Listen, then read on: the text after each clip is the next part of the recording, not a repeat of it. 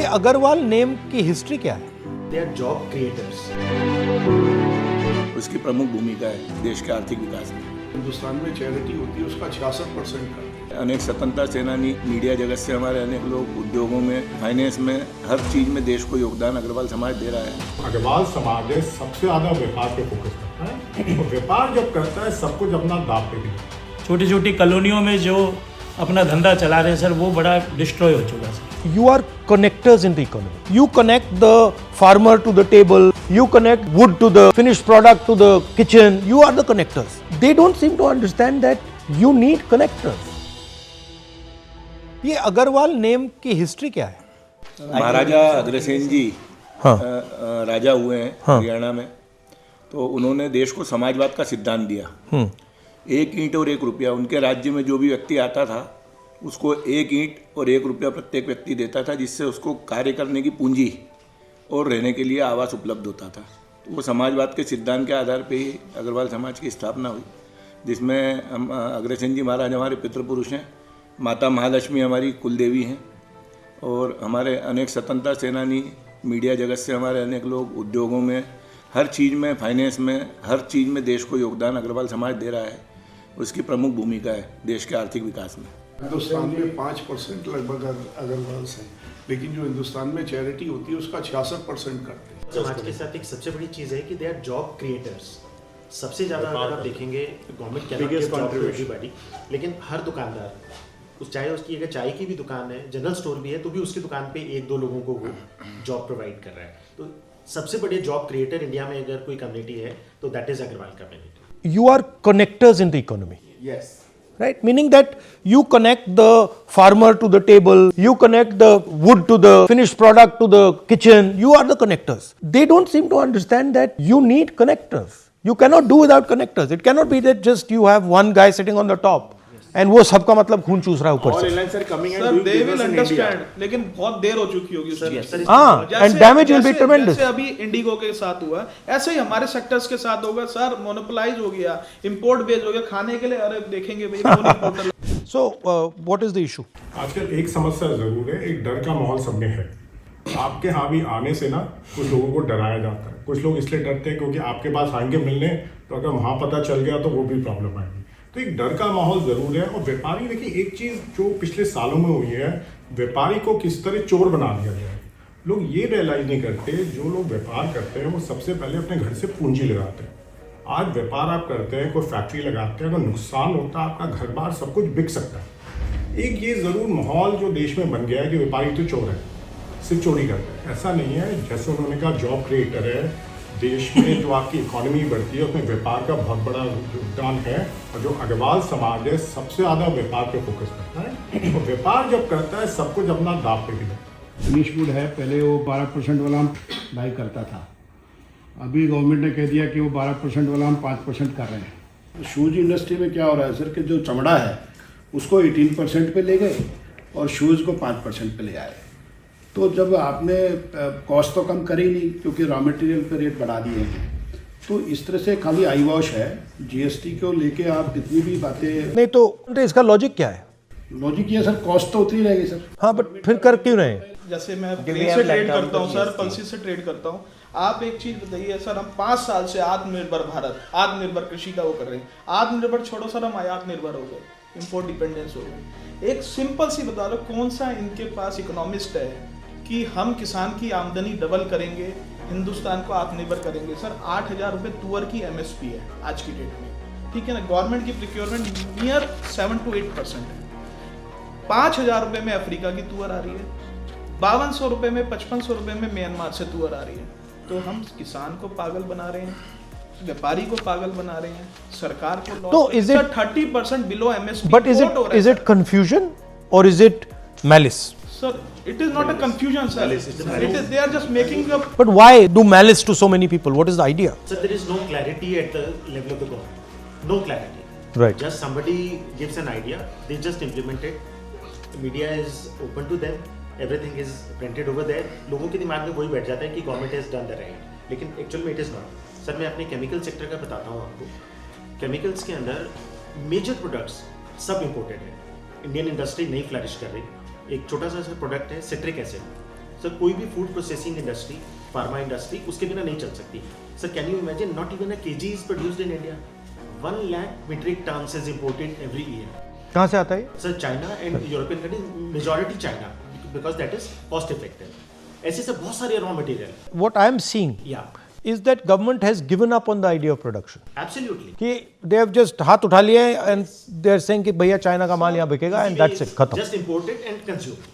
तो what is this inverted duty structure? हम education sector से बिलोंग करते हैं सर. अगर आप पेपर की बात सोचेंगे तो 3 ही चीज़ें दिमाग में आएंगी, कॉपी, किताब और उसके बाद में डब्बे जिससे बनते हैं.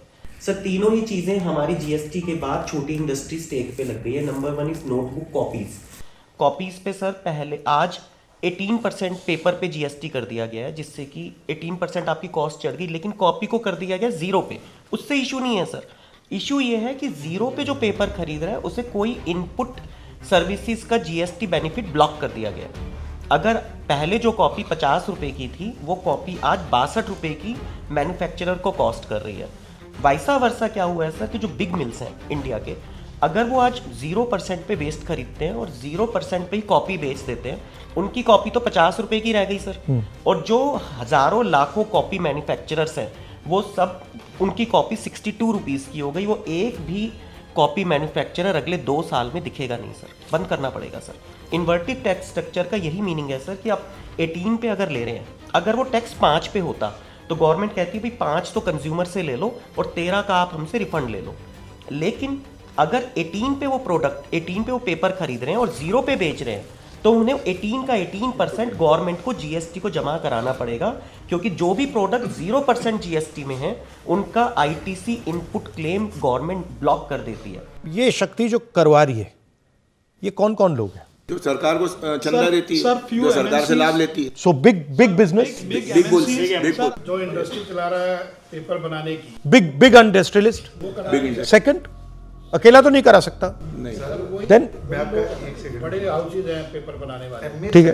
Third, So the policies of the government which is meant for them. so government has been captured by big business and bureaucrats. So it is a combination between big business, government and bureaucrats.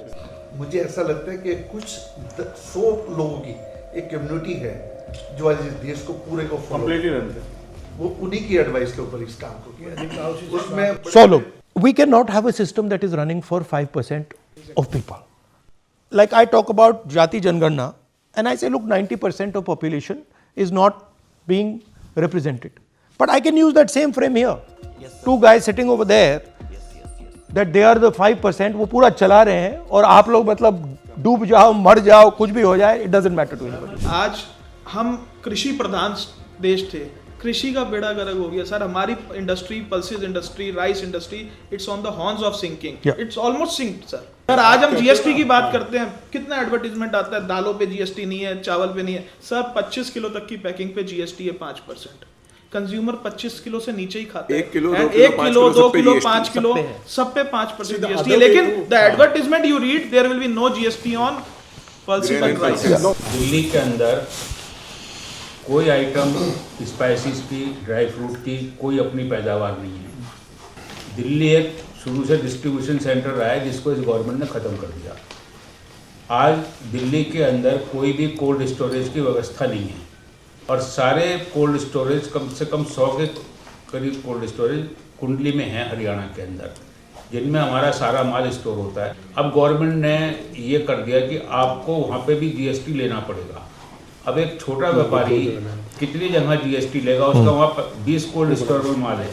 इन्होंने sir एक पहले यह circular दिया, इसके अंदर ये लिख दिया कि आप माल रख सकते हो अपना कोल्ड स्टोर के अंदर हरियाणा में.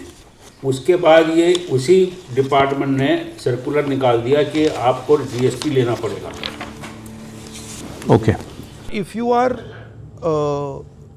using small and medium business as a funding source, you cannot concentrate power like the Prime Minister. Yes, sir. Prime Minister is basically saying that I'm going to build monopolies in every industry. After that, he is saying that none of these monopolies can support the opposition. Khatam Gani. He thinks that India can become like a Japan or a Korea. But what he does not realize is that their monopolists are all producers. Our monopolists are all traders. All traders, they're exporting it. So our guy will never produce like a Honda or a Toyota or a Nissan. Something else, they are innovators also. Innovators. No, our guys are innovators. Sir हमारे साथ I mean, हमारे में innovation की कोई कमी नहीं है. We can do it. Sir, Easily. we have the potential, but we are not using the potential. Sir, we don't have funds for that. Sir हमारे साथ It's a finance. But specifically मुझसे आप क्या चाहते हो? कोई एक चीज रेज करनी है क्या? बेसिक प्रॉब्लम ये है कि हम लोगों का बिजनेस लगभग ख़त्म हो गया सर मैंने 10 साल पहले आपको उत्तराखंड में सुना था, आप ये कह रहे थे कि मोदी जी की पॉलिसी छोटे दुकानदारों को ख़त्म कर रही है, बड़े उद्योगपतियों को दे रही है। उस टाइम सर मुझे भरोसा नहीं था आपकी बात पे, मुझे ऐसा लगता था मैं जे कॉलोनी में बैठा हूँ, मेरी दुकान पे ये बड़े लोग क्या करेंगे। आज सर मेरा बिजनेस ऑलमोस्ट 80% ख़त्म हो गया है। और मेरा ही नहीं सर, जो सुबह सब्जी वाला मंडी जाता है 2000 की सब्जी लाता है सर, उसका 10 रुपये का धनिया पुदीना ऑनलाइन आ रहा है सर, वो भी बेचारा कहीं ना कहीं ख़त्म हो गया।